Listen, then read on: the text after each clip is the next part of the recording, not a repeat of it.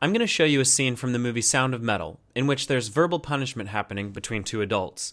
I'm going to show you 4 signs we can tell it occurred, and 5 alternate statements that would have been more supportive and less punishing. Sometimes people can react to their own emotions by verbally punishing someone else, and that can end up harming the relationship.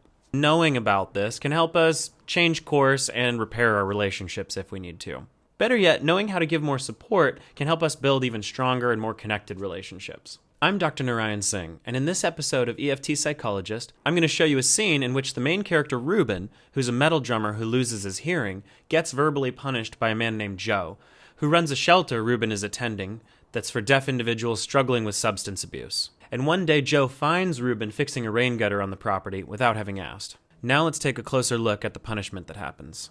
What was that all about, Ruben? You don't need to fix anything here. I see that Joe is starting to punish Ruben here.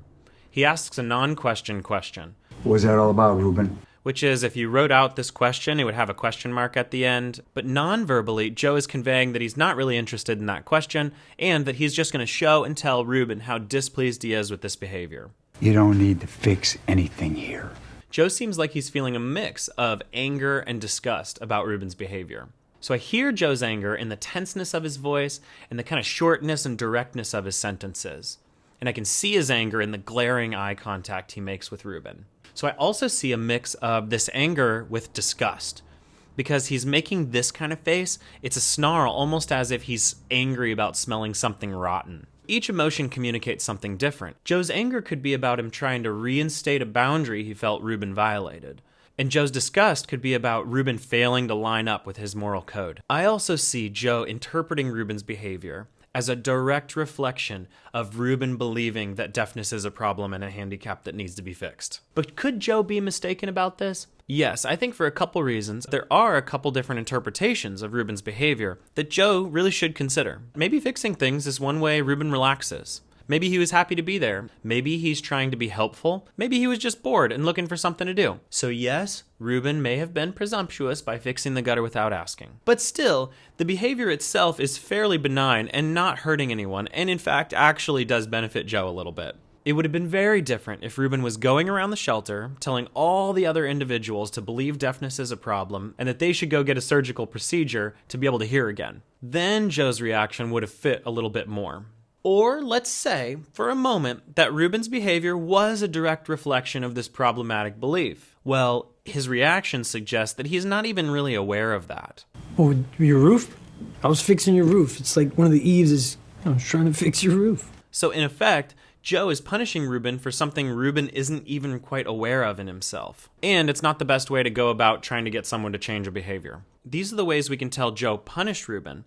Now I'm going to show you 4 signs that we can tell Ruben felt punished by Joe. The first sign is compliance. Okay. Here we can see Ruben anxiously shrugging and agreeing. I would bet that Ruben is feeling a bit anxious and maybe ashamed. I don't think this is a wholehearted buy-in. It seems like Ruben is just trying to tell Joe whatever he wants to hear so he can get past this punishment. Second, notice how Ruben disengages from the interaction. Yeah, pretty early, yeah. Here, he's avoiding eye contact, his head is down, and his voice is really soft. He doesn't seem to be present in this interaction anymore, and he looks as if he wants to be almost anywhere else but there. Third, his emotional expressions suggest that he disagrees with what Joe is suggesting. See here how he expresses frustration and contempt? Oh, 4. Then his scoff here indicates he might devalue this suggestion, like he thinks, that's stupid. So I take these together as Ruben signaling disagreement, almost like, I don't want to do this. Fourth, Ruben protests. Here I see Ruben making a complaint with a bit of helplessness and sheepishness. Does it have to be writing? Writing, yes. No drawing. Writing, yes. You see him extend his neck and shift his eyes and kind of have this whining tone. I think that he's trying to push back in what limited way he feels like he can, but he doesn't feel like he can really assert himself here. He feels kind of helpless to get out of this. So what's the impact of this verbal punishment on their relationship?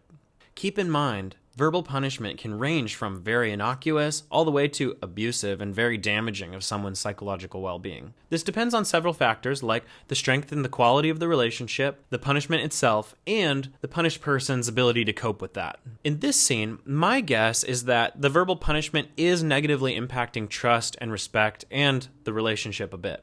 but I don't think the relationship is past the point of no return. I think with enough positive experiences over time that Joe and Ruben could build a perfectly fine relationship, as long as this kind of verbal punishment doesn't continue. So on that note, there does seem to be a turn in this interaction for the better. Let's check it out. Sometime in the future it feels like it's a little bit too difficult for you, you should come and find me. I'll be in my apartment doing the same thing as you, okay, Ruben? I'll be writing too. So as Joe describes this task to Ruben, Ruben's head is now up, he's making more direct eye contact, and he seems more interested in what Joe is saying. I think Ruben is feeling a little bit of respect restored here. And I think that's because Joe leveled with Ruben. He started sharing about some of his own struggles. I'll be in my apartment doing the same thing as you, okay, Ruben? And he also emotionally softened, so he's kind of signaling like the punishment is over. I'll be writing too.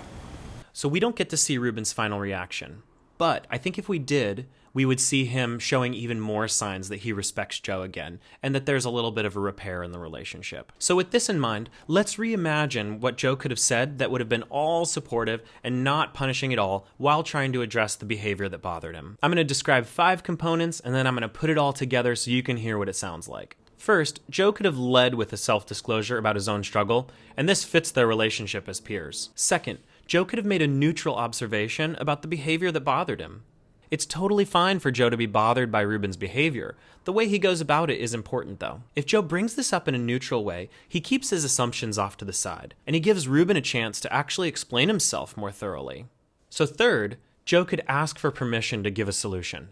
So this is respectful of someone's autonomy and right to choose if they want to hear something. It also avoids lecturing someone or giving someone unsolicited advice. So fourth, if Ruben says yes, then it's perfectly fine for Joe to give the solution. My recommendation would be to keep it brief so that it's not boring or overwhelming. And fifth, Joe could have made himself available to Ruben, and this would have conveyed some support and connection to Ruben, which would have been valuable. By Joe doing this, he's communicating to Ruben that he wants to be there for him. He's available, and hopefully over time, Ruben can come to trust that Joe is actually there for him when he needs him. So now I'll put all the 5 components together so you can hear it. So Joe could have said, in my recovery, I've struggled to feel my feelings and stay still in my body. I saw you fixing the gutter and I wondered if that's the case for you. I'd like to share with you something that's worked well for me if you want to hear it. Would that be okay if I share it? So every morning, I find a quiet place and I write down what I think and what I feel. And I do it until I'm able to sit still and feel okay feeling my uncomfortable feelings. So if you wanted to do this, I would give you a room that's all for you for as long as you need. I'd give you as much pen and paper as you need. And also, I'll have coffee ready for you to go first thing in the morning, so you don't even have to worry about that. I tell you what, if whatever comes up gets really hard for you to stay in your body and feel your emotions, you can come find me at any time and we can talk together. How does that sound? So I showed you an instance of punishment, signs that we know it occurred, and a reimagination that would have been much more supportive. If you like understanding the meaning behind moment-by-moment shifts in emotion, then subscribe to my channel, watch more of my videos, and click that notification bell. If you're a therapist and you want to elevate your therapeutic skills, check out the link below, visit my Training Institute's website, come and join me at a training that's coming up. I'd love to see you there. And because I appreciate you watching to the end of this video, use the promo code EFT50 to get $50 off the next training you attend with me. I'm Dr. Narayan Singh. See you next time on EFT Psychologist.